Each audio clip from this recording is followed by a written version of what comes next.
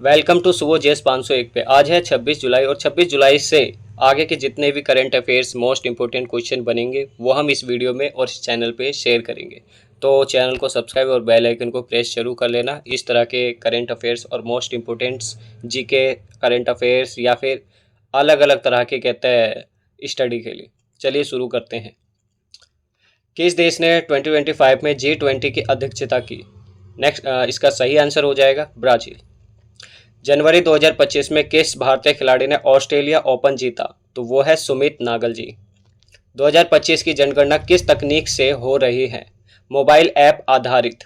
इसका right answer हो जाएगा मोबाइल ऐप आधारित।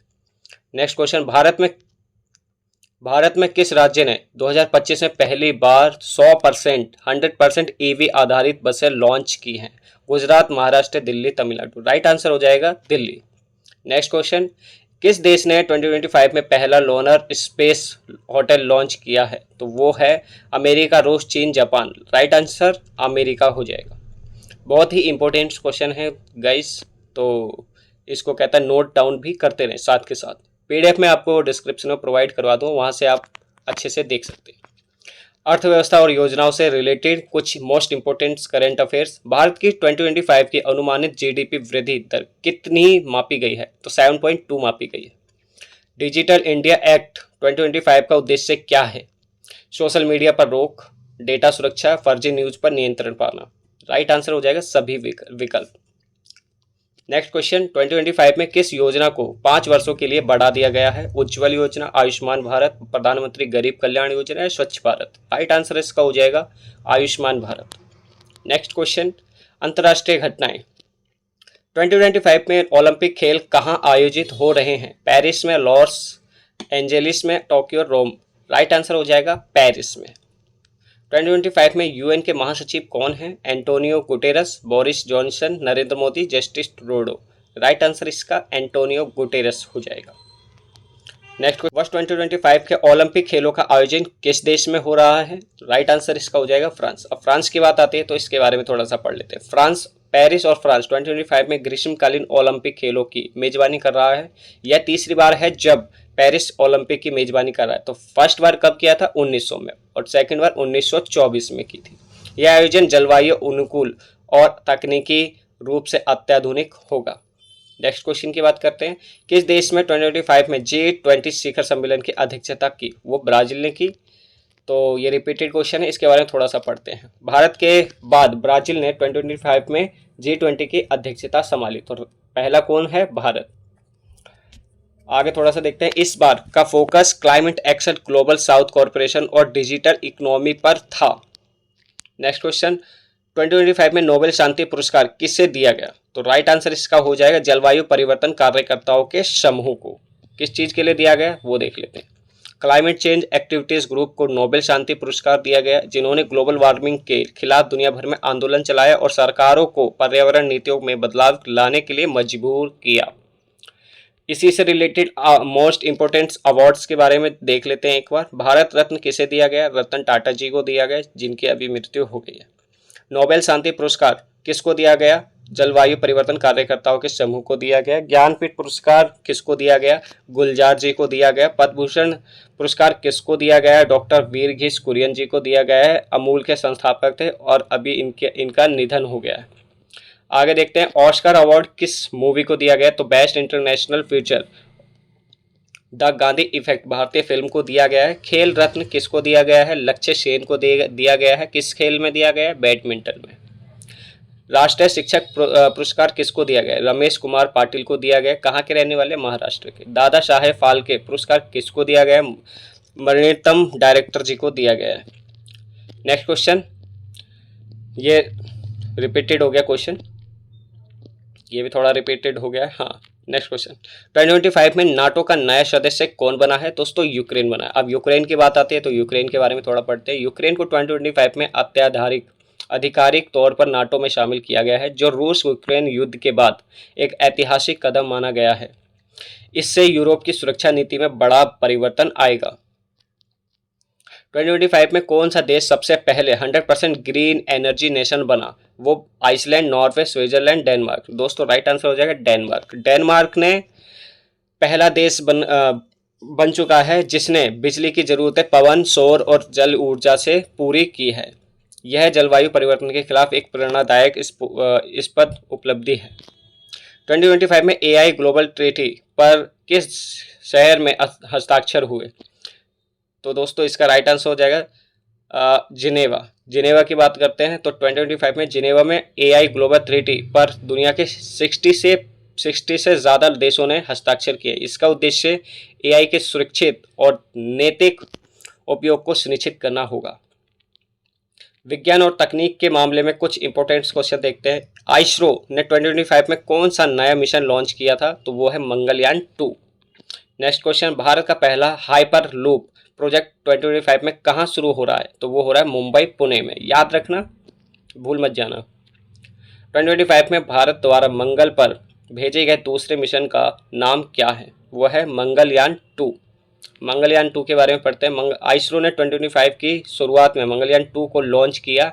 यह भारत का दूसरा मंगल मिशन है जिसका उद्देश्य मंगल ग्रह की सतह और वायुमंडल का अध्ययन करना है। यह पूरी तरह स्वदेशी तकनीक से बना है। नेक्स्ट क्वेश्चन चलते हैं। गगनयान मिशन का संबंध किससे है? समुद्र विज्ञान से, मानव अंतरिक्ष से, या आर्टिफिशियल इंटेलिजेंस से, या जलवायु परिवर्तन से? तो राइट आंसर हो जाएगा मानव अंतरिक्ष मिशन। तो मानव अंतरिक्ष मिशन है तो गगनयान भारत का पहला मानव युक्त अंतरिक्ष मिशन है जिसे आइसरो 2025 के अंत तक लॉन्च करेगा। इसमें भारतीय अंतरिक्ष यात्री पहली बार अंतरिक्ष की यात्रा करेंगे। इससे भारत चौथा देश बनेगा।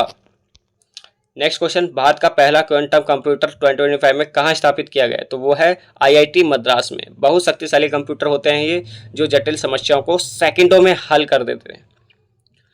भारत का पहला क्वांटम कंप्यूटर आईआईटी मद्रास में स्थापित हुआ है जिसका उपयोग रक्षा, मौसम और साइबर सुरक्षा के लिए होगा। 2025 में कौन सा भारतीय मिशन सूर्य के अध्ययन के लिए लॉन्च किया गया? तो वो है Aditya L2। Aditya L2 mission का उद्देश्य सूर्य की बाहरी परत कोरोना का अध्ययन करना है। यह L2 लैंग्वेज पॉइंट पर स्थापित होता है जिससे यह लगातार सूर्य का निरीक्षण कर सकता है। नेक्स्ट क्वेश्चन, 2025 में भारत में किस तकनीक से गरीबों के लिए जीन संपादन जेन एडिटिंग उपचार शुरू किया गया? तो वो है CRISPR थेरेपी से। एक आधुनिक जेन एडिटिंग तकनीक है जिसका उपयोग आनुवांशिक बीमारियों जैसे थैलेसीमिया, कैंसर के इलाज में किया जा रहा है। भारत में 2025 में इसका पहला क्लिनिक ट्रायल शुरू हुआ। भारत का पहला हाइपरलूप प्रोजेक्ट, ये थोड़ा सा पढ़ लिया है तो ये इसके बारे में थोड़ा सा पढ़ते हैं। कहाँ पे शुरू हुआ है? मुंबई पुणे में। हाइपरलूप एक अत्याधुनिक तेज परिवहन प्रणाली है जो वैक्यूम ट्यूब में चलती है। भारत का पहला हाइपरलूप प्रोजेक्ट मुंबई पुणे मार्ग पर शुरू हुआ जिससे यात्रा का समय 3 घंटे से घट करके 30 मिनट्स हो गया। नेक्स्ट क्वेश्चन की तरफ चलेंगे। 2025 में शिक्षा के क्षेत्र में किस नई तकनीक को प्राथमिकता दी गई? तो वो है दोस्तों AI आर्टिफिशियल इंटेलिजेंस। इसकी फुल फॉर्म होती है। भारत सरकार ने 2025 में AI आधारित शिक्षा प्रणाली को स्कूलों और कॉलेजों में लागू करना शुरू कर दिया है। इससे लोगों को कोडिंग, रोबोटिक्स और टेक्नोलॉजी की समझ प्रारंभिक स्तर पर ही दी जाएगी। 2025 में किस देश ने पहला लूनर स्पेस, ये रिपीट हो गया है, अमेरिका ने इसको लॉन्च किया है। 2025 में चंद्रमा की कक्षा में दुनिया का पहला स्पेस होटल लॉन्च किया है। यह भविष्य की स्पेस टूरिज्म का संकेत देता है। नेक्स्ट क्वेश्चन, पुरस्कार और सम्मान के क्षेत्र में देख लेते हैं थोड़ा सा। ये रिपीटेड क्वेश्चन हो गए। हाँ देखिए, 2025 में भारत के उपराष्ट्रपति कौन थे? जगदीप धनखड़, जिन्होंने अभी हाल ही में अपने पद से इस्तीफा दिया है। किसको दिया इस्तीफा? राष्ट्रपति जी को। ये देखिए, छोटा सा क्वेश्चन है बट बहुत कम लोगों को पता होता है। 2025 में लोकसभा की कितनी सीटें हैं? वो है 552। थोड़ा सा आगे बढ़ेंगे। 2025 में कौन सी प्रमुख योजना को केंद्र सरकार ने दोबारा से शुरू किया या विस्तार किया है? तो देखिए, क्वेश्चन सुगमा करके आ गया। आयुष्मान भारत को, आयुष्मान भारत योजना को 2025 में विस्तार मिला है जिसमें आयुष्मान कार्ड धारकों को 10 लाख रुपए तक का मुफ्त इलाज दिया जाएगा। और दुनिया का सबसे बड़ा हेल्थ इंश्योरेंस योजना भी है। तो इसको भी यहाँ से भी एक क्वेश्चन बन सकता है कि आपका दुनिया का सबसे बड़ा हेल्थ इंश्योरेंस योजना कौन सी है, तो यही है आयुष्मान भारत। तो कंफ्यूज मत होना, टिक करके आना क्वेश्चन में। 2025 में भारत सरकार द्वारा पारित नया कानून डिजिटल इंडिया एक्ट 2025 का उद्देश्य क्या है? वो है सोशल मीडिया पर प्रतिबंध, डेटा सुरक्षा, फेक रोकथाम, ये सारी जितनी भी साइबर से रिलेटेड दिक्कतें हो रही हैं, इश्यूज हो रहे हैं, उन सभी को रोकना है। देखिए, डिजिटल एक्ट 2025 का भारत में online platform, AI content, deep fake, data privacy और साइबर अपराधों को नियंत्रित करने के लिए बनाया गया है। यह 2000 के आईटी एक्ट की जगह लेगा। 2025 में भारत के मुख्य चुनाव आयुक्त कौन हैं? राजीव कुमार हैं दोस्तों। राइट आंसर इसका हो जाएगा राजीव कुमार। राजीव कुमार 2022 में मुख्य चुनाव आयुक्त बने थे और 2025 में उन्होंने सफलतापूर्वक 2024 के आम चुनाव कराए। नेक्स्ट क्वेश्चन, 2025 किस नीति को ग्रीन गवर्नेंस पॉलिसी के नाम से लागू किया गया? तो राष्ट्रीय पर्यावरण नीति, सिंगल यूज प्लास्टिक प्रतिबंध, इलेक्ट्रॉनिक व्हीकल नीति, जल जीवन मिशन। राइट आंसर हो जाएगा इलेक्ट्रिकल व्हीकल नीति। 2025 में भारत सरकार ने ईवी इलेक्ट्रिक व्हीकल नीति को ग्रीन गवर्नेंस पॉलिसी के तहत लागू किया, जिसमें टैक्स छूट, चार्जिंग स्टेशन की सुविधा और इलेक्ट्रिक बसों की खरीद को प्रोत्साहन दिया गया है। One nation one election bill 2025 में किस सदन में पेश किया गया है? तो राइट आंसर हो जाएगा दोनों सदनों में, मतलब केवल लोकसभा और राज्यसभा दोनों सदनों में किया गया है। वन नेशन वन इलेक्शन प्रस्ताव 2025 में चर्चा का विषय बना रहा। यह लोकसभा और राज्यसभा विधानसभा चुनावों को एक साथ कराने की योजना है, जिससे समय और खर्च दोनों की बचत होगी। 2025 में किस राज्य ने पहली बार डिजिटल कैबिनेट मीटिंग आयोजित की? वो है केरल। केरल की बात आती है तो केरल ने 2025 में भारत की पहली पूरी तरह डिजिटल कैबिनेट मीटिंग आयोजित की है, जिसमें सभी फाइलें, निर्णय और प्रस्तुतियां पेपरलेस थी। यह ई गवर्नेंस का बड़ा उदाहरण बना। प्रधानमंत्री युवा शक्ति योजना 2025 का मुख्य उद्देश्य क्या है? युवाओं को फ्री लैपटॉप देना, युवा उद्यमिता को बढ़ावा देना, या खेल स्कॉलरशिप देना, या सेना में भर्ती। तो ये है युवा उद्यमिता को बढ़ावा देना। पीएम युवा शक्ति योजना 2025 का उद्देश्य 18 से 35 वर्ष के युवा को startup, skill development, digital training के लिए फंड और मार्गदर्शन प्रदान करना है। इसके अंतर्गत 50,000 रुपये तक का अनुदान दिया जा रहा है। 2025 में लागू हुई राष्ट्रीय महिला सुरक्षा नीति का मुख्य फोकस क्या है? महिलाओं की पुलिस भर्ती, साइबर अपराध से सुरक्षा, या फिर फास्ट ट्रैक कोर्ट, या फिर उपरोक्त सभी।